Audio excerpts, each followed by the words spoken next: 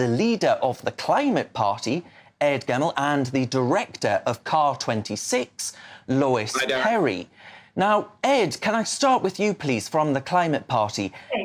Do you worry about the impact of the restrictions or expansion of these measures on the working class, frankly, of the white van man, for example? Or is it your view that actually these are good measures because it ensures that the white van man cannot afford to drive? Well, I have to say it's almost yes to both your questions, actually, Darren. So, I mean, the first thing is look, it's great that we're trying to work on this issue. It's great that we're trying to work on decarbonisation and get cleaner air. And I don't think any of the three of us here would like to see dirtier air, getting more people being unhealthy or potentially going to hospitals. So I think we can probably all agree on that. Now, having said that, it should have been handled in a different way. It clearly hasn't been introduced in the right way. Communications have been bad related to it. The whole thing could have been done a lot better. Now, we've had hundreds of people out campaigning, but what they're really campaigning about is the fact that it hasn't been done in the right way. It should have been phased in over a longer period of time, communicated better, starting with a lower rate, so not going straight for £12.50, but maybe £2.50, and then phased in over a 5-year period. And I think the real crunch part of it, which would have made it the right kind of policy for everybody, is say all of the income from it should have been taken to subsidise and help Londoners to adjust to it. So put that money into looking after the people that don't have enough money, the working classes, those in more difficult circumstances, and to white van man, help him get his retrofit done, but put all of that money into it. Don't try and take it into London's coffers. But Ed, yeah, I mean, a yes or no answer. Is it the case that actually you would prefer to just get people out of using their cars, etc.?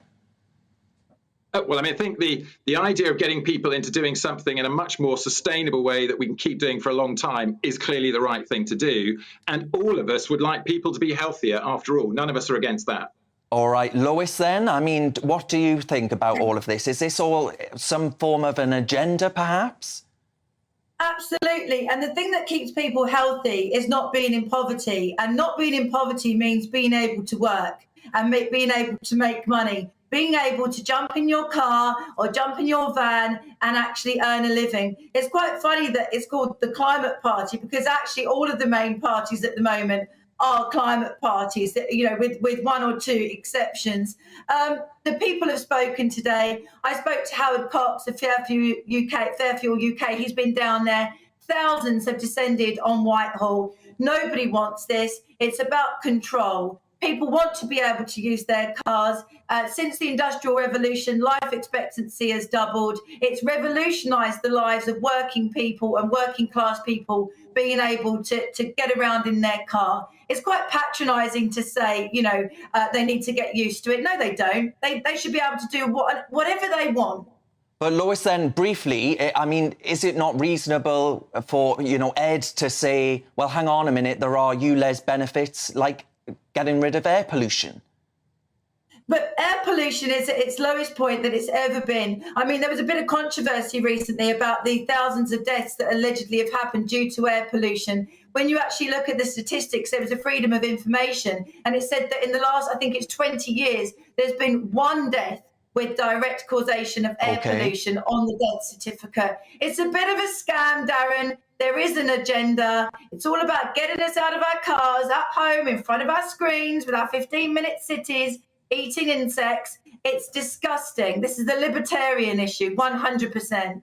Ed, what do you say to that then? Because, I mean, many people were saying, oh, happy days, the judicial review is going to happen. Ulez might be scrapped. What do you say to that? Well, I have to say, just to start off with, actually, I mean, I think this idea of a scam, I mean, look, let's make it not a scam. Let's make sure all the money of it goes back to Londoners to help them and to help them adjust to the scheme. The first thing is let's not see it. Let's not see it as a scam that's trying to make money. Let's get Sadiq Khan to do the right thing. Let's encourage him. I mean, the court. Sadiq Khan doing the right thing.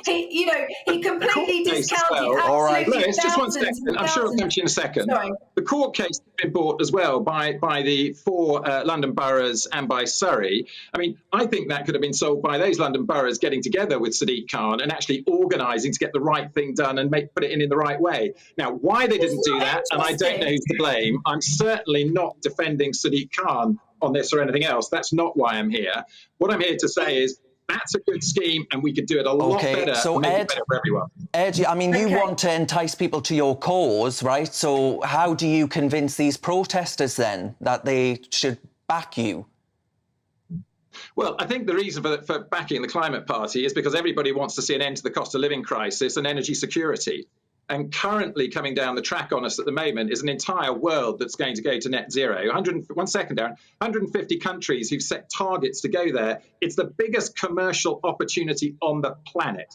And if Britain stays at the back of all of these net zero moments, we're trying to hold us back. We won't make the money from it, and we'll continue having energy insecurity and having a cost of living crisis. All right, I've got to let Lois come back to that.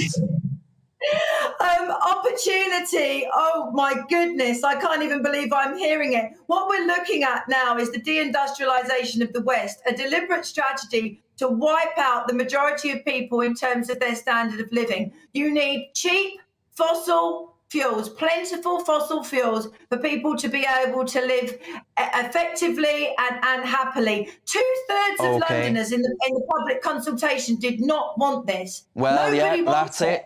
And ultimately, if the people don't want it, it's going to have to go. But I thank you very much to both of you for joining us.